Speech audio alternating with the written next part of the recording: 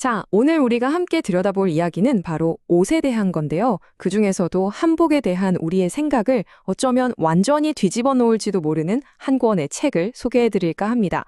박물관에 있는 유물이 아니라 지금 이 순간에도 살아 숨쉬는 문화로서의 한복, 그 진짜 이야기를 한번 시작해 볼까요?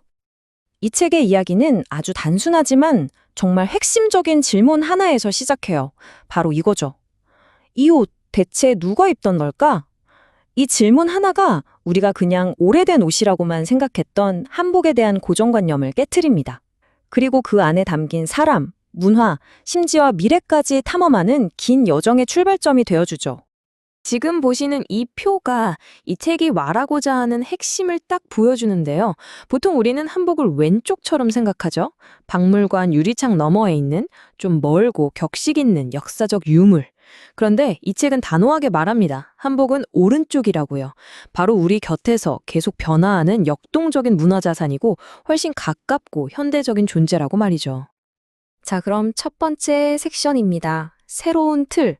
도대체 이 책이 기존의 한복 이야기들과 왜, 그리고 어떻게 다른지 그 특별한 가치부터 한번 짚어보겠습니다.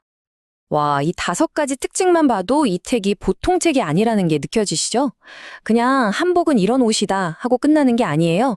고대 벽화에서부터 최신 런웨이까지 역사를 쫙 꿰뚫어 보고요. 또 옷의 색깔이나 모양에 어떤 철학, 어떤 감정이 담겨 있는지 그 속 깊은 이야기까지 파헤칩니다. 그리고 그냥 옛날 얘기만 하는 게 아니라 전통을 지키는 장인들, 또 그걸 새롭게 만드는 디자이너들 이야기까지 담았어요. 심지어 AI나 AR 같은 최신 기술이 한복과 만나서 어떻게 변하고 있는지 그 미래까지 보여주고요.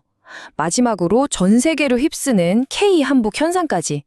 이건 뭐 그냥 옷에 대한 책이 아니라 한복이라는 렌즈로 한국 문화 전체, 과거와 현재, 미래까지 아우르는 종합 안내서라고 할 수 있겠네요. 그럼 두 번째 섹션, 숨가쁜 여정으로 넘어가 볼까요? 이 책이 안내하는 대로 고대 무덤에서 메타버스까지 한복의 다채로운 이야기 속으로 한번 푹 빠져보시죠. 한복의 역사를 아주 압축적으로 보여주는 타임라인인데요. 보세요. 삼국시대엔 말을 타기 편한 실용적인 옷이었고, 고려시대엔 실크로드를 통해 들어온 국제적인 감각으로 아주 화려해졌죠. 그러다 조선시대에 와서는 신분과 나이, 상황에 따라 옷차림이 정해지는 체계적인 문화의 정점을 찍습니다. 그리고 지금은요, K컬처를 대표하는 상징이 됐죠.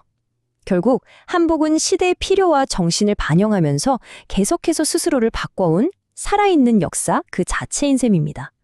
혹시 한복의 색깔이 그냥 예쁘라고 쓰는 게 아니라는 거 알고 계셨나요? 이 오방색 표를 한번 보세요. 색 하나하나에 우주와 자연의 이치를 담은 일종의 정교한 언어였던 거죠. 청색은 봄과 생명을, 적색은 여름과 열정을, 그리고 중앙의 황색은 균형과 왕관을 상징했어요. 옷을 입는다는 행위 자체가 자연과 조화를 이루려는 깊은 철학이었던 겁니다. 정말 놀랍지 않나요? 그런데 이런 깊은 전통이 오늘날에는 어떻게 받아들여지고 있을까요? 바로 이 한마디의 힌트가 있습니다.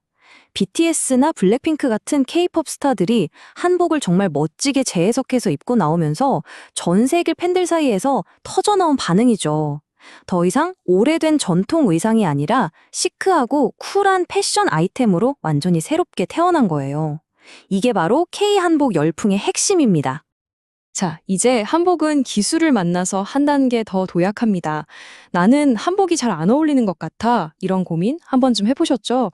이제 그 답을 AI가 찾아줍니다.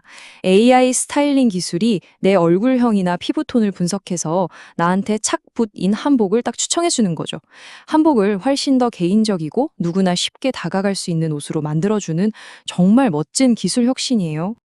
여기서 한 걸음 더 나아가면 AR, 즉 증강현실 기술이 기다리고 있습니다. 이건 정말 시공간을 초월하는 경험인데요. 내 스마트폰만 있으면 내가 지금 어디에 있든 상관없이 화려한 왕실 예복을 가상으로 입어볼 수 있고요. 디지털로 구현된 경복궁을 마음껏 거닐 수도 있어요. 이건 단순히 신기한 기술을 넘어서 우리가 문화유산을 경험하는 방식 자체가 완전히 바뀌고 있다는 중요한 신호입니다. 세 번째 섹션, 교육의 재구성입니다. 자, 이렇게 흥미진진한 한복 이야기를 우리 아이들이 배우는 교실 안으로 가져오면 어떨까요? 그럼 이 책 학교에서는 어떻게 쓸 수 있을까요? 와, 정말 무궁무진합니다. 그냥 역사 시간에 이 시대엔 이런 옷을 입었단다 보여주는 자료로 쓸 수도 있고요.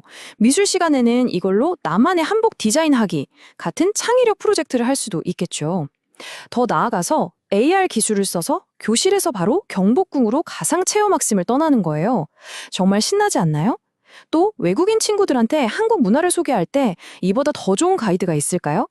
가장 중요한 건 아이들이 직접 색깔이랑 스타일을 골라보면서 나는 뭘 좋아할까? 자기 자신을 표현하고 정체성을 찾아가는 도구가 될 수 있다는 점이에요.